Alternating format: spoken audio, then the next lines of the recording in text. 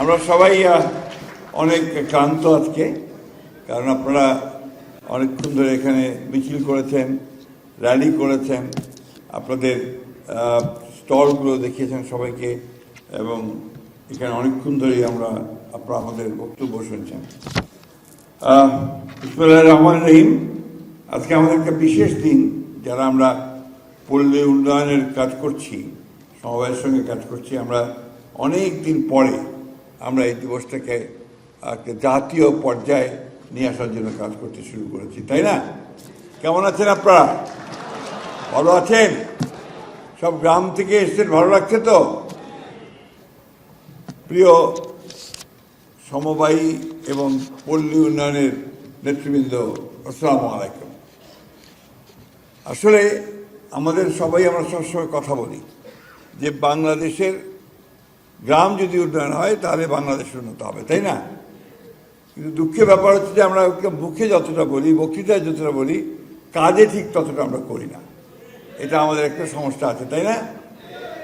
সরকার সবসময় চেষ্টা করে যে আপনার গ্রামে স্কুল হোক, রাস্তা হোক, আপনার বিভিন্ন উন্নয়নমূলক কর্মকাণ্ডগুলো হোক, কিন্তু জনগণের, মানুষের যদি আপনার আয় বৃদ্ধি না পায় তাহলে কিন্তু কোনো উন্নয়নই কাজে লাগবে না, তাই না?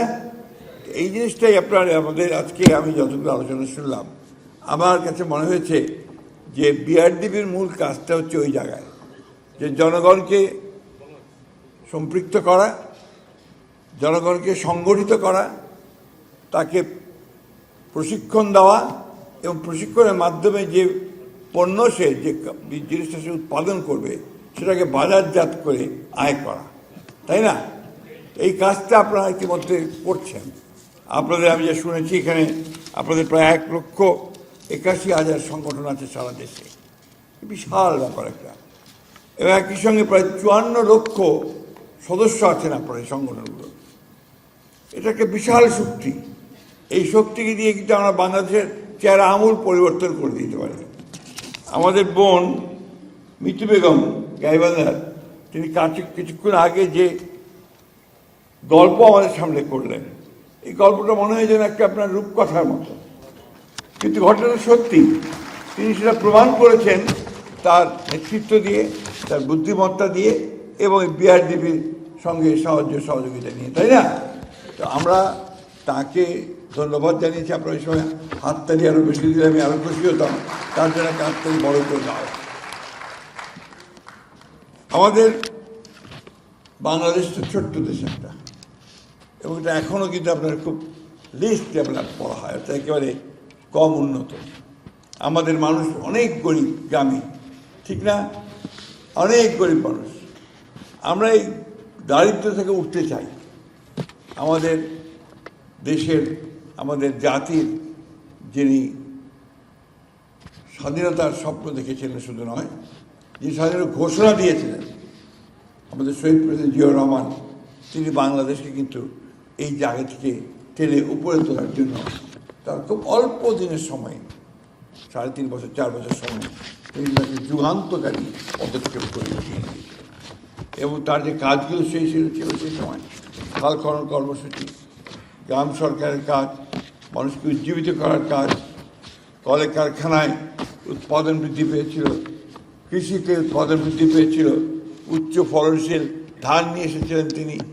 এই কাজগুলো আমাদেরকে সকলকে আরও বেশি করে কাজ করার জন্য উৎসাহিত করেছিল। পরবর্তীকালে আমরা দেখেছি যে সেই কাজগুলো আপনার আবার নেমে গেছে। আবার এক সময় আমাদের দেশনেত্রী বেগম খালেদা জিয়া, তিনি রাস্তায় আন্দোলন করে তিনি কিন্তু রাষ্ট্র পরিচালনার দায়িত্ব এসেছিলেন। তিনি শুরু করেছিলেন কাজ।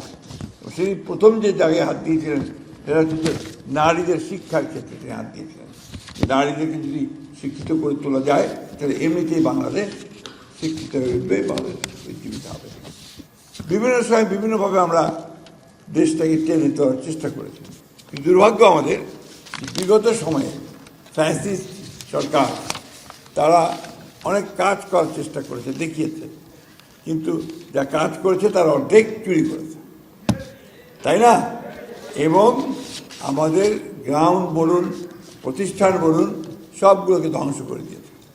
আমরা তো দীর্ঘদিন আপনার রাজনীতির মধ্যে এই জেল জুলুর মধ্যে থেকে এখন যখন গ্রামে গেছি গিয়ে দেখি যে রাস্তাঘাট নাই।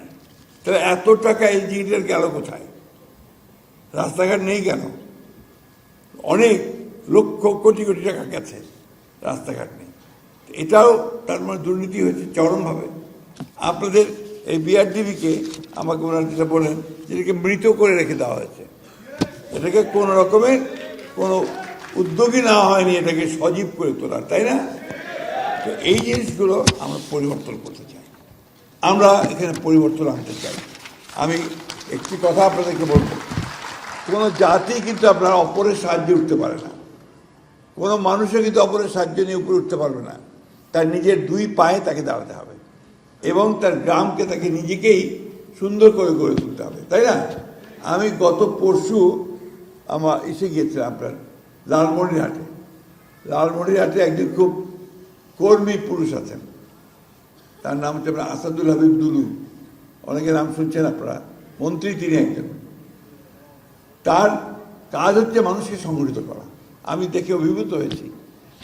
আমি পরশুদিন যে প্রোগ্রামটা করলেন সেটা হচ্ছে যে মাদক বিরোধী, জুয়া বিরোধী, বাল্য বিবাহ বিরোধী, এই যে তিনটা সমাজের আপনার বড় রকমের সমস্যা, এটাকে তিনি ঠিক করেছেন, সারা জেলার সমস্ত মানুষগুলোকে একখানে করেছেন, তাদেরকে দায়িত্ব দিয়েছেন যে তোমার ওয়ার্ডে, তোমার গ্রামে কারা মাদক খায় সেটা তুমি হিসাব করবে, তালিকা করবে, বা কারা মাদক সেবন তালিকা করবে। এইভাবে মাদককে চিহ্নিত করবে, করার পরে এদেরকে সারমন করবে, একটু বোঝাবে এদের খেলে কী হয়, কী ক্ষতি হয়।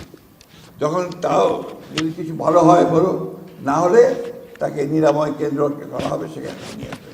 তাও যদি না হয় তখন তাকে আইনের আশ্রয় দেওয়া হবে।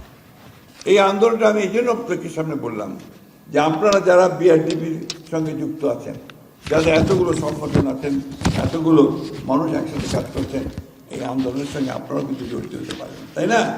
এবং মাদক কিন্তু আমাদের খুব বড় ক্ষতি করছে।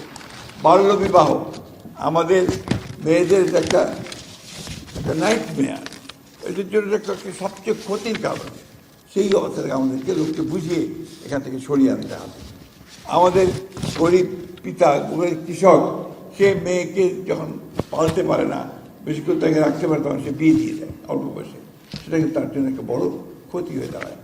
এই বিষয়গুলো থেকে মুক্তি পেতে হলে আমাদের কিন্তু সংগঠিত হবে, যেতে হবে। আজকে আমাদের মাননীয় প্রধানমন্ত্রী, আপনারা সবাই তাকে, আমি খুব বেশি কথা বলছি না, আপনারা সবাই তাকে জানেন, তিনি বাংলাদেশে যখন প্রায় 18 বছর পর দেশে আসলেন, এসে কিন্তু অন্য কথা বলেননি। প্রথমেই বলছে যে আমার কিন্তু একটা পরিকল্পনা আছে, সেই পরিকল্পনা কি, যে বাংলাদেশকে উন্নত করতে চাই। তার জন্য তিনি কতগুলো কাজ শুরু করেছেন, যেটা আপনাদের সঙ্গে এখানে কাজের সঙ্গে মিলবে।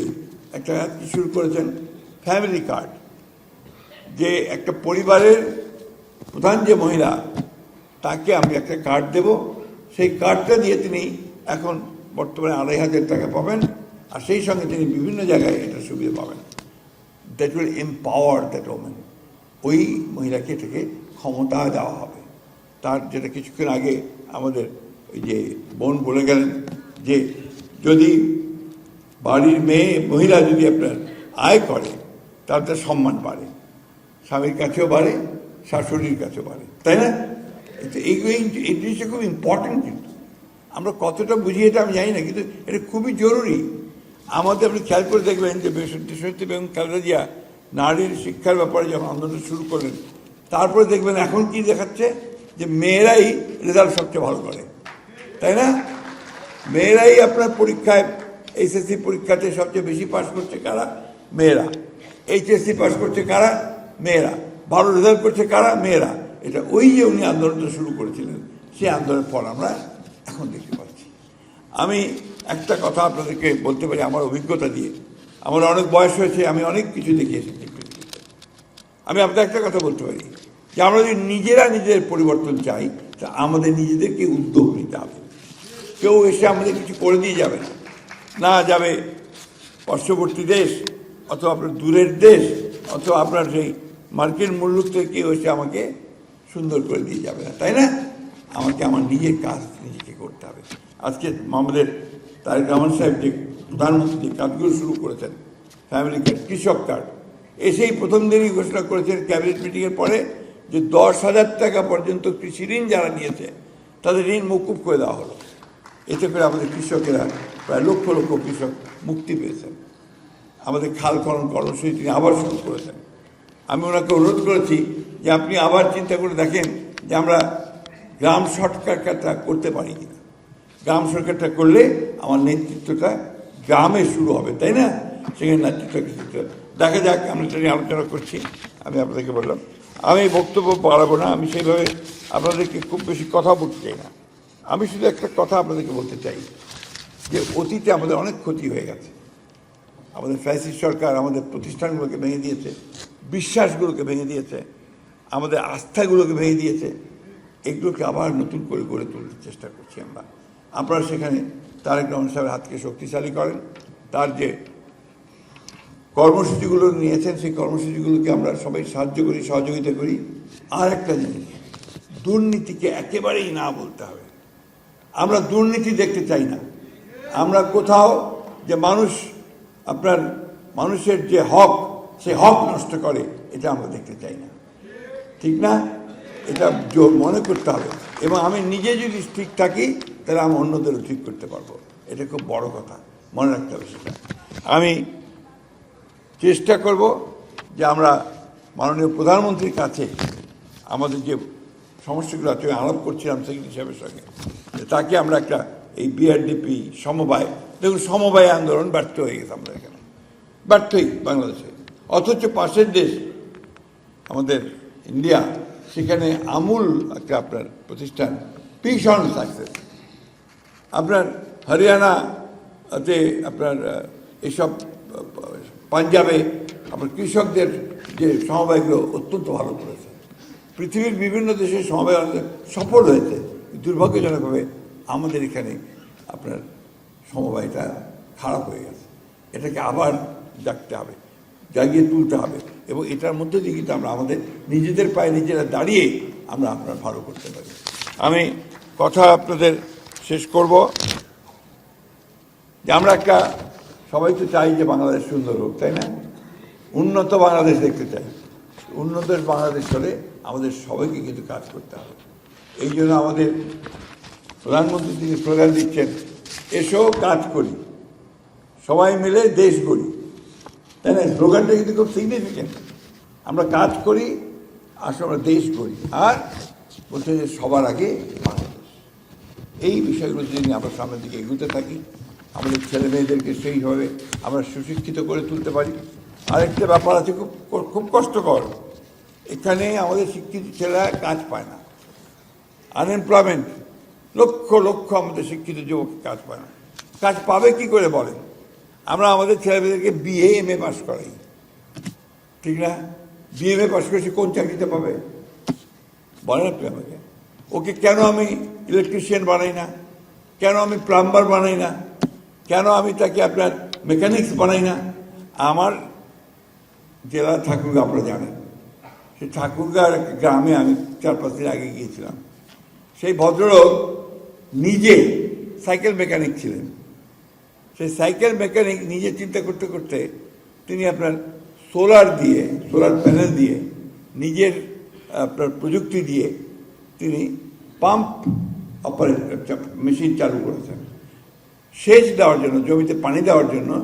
তিনি ওই সোলারের যে এনার্জি, সে শক্তিকে কাজে লাগিয়ে তার ওই উদ্ভাবিত আপনার যে মেশিন, সেটা দিয়ে তিনি পানি দিচ্ছেন। 28টা পাম্প দিয়ে 300 একর জমিতে পাম্প দিচ্ছেন। এবং তার একটা মুরগির খামার আছে, 4300 মুরগি আছে।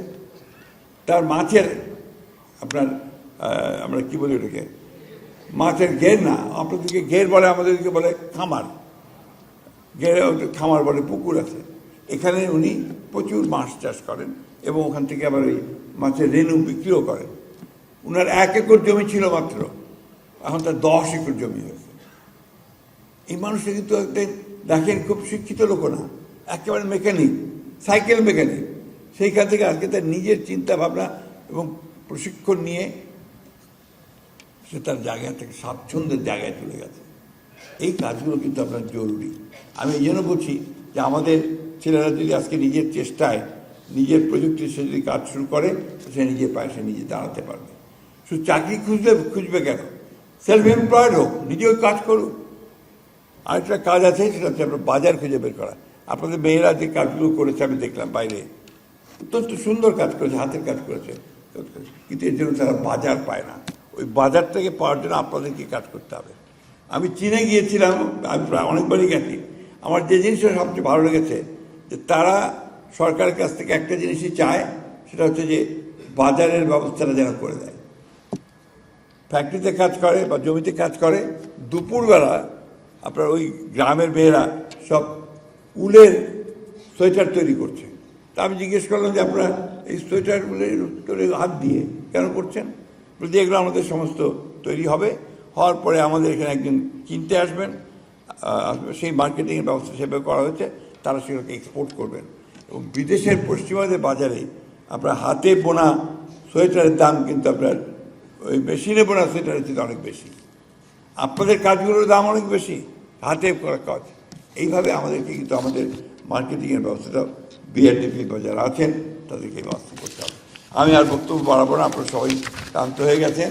কিন্তু এই কথাগুলো এই জন্য বললাম যে আমরা যেন সবাই নিজেকে ভালোবাসার সঙ্গে সঙ্গে দেশটাকে একটু ভালোবাসি, আর সেই সঙ্গে যে কাজগুলো সরকার করছে সেই কাজগুলো সহযোগিতা করি।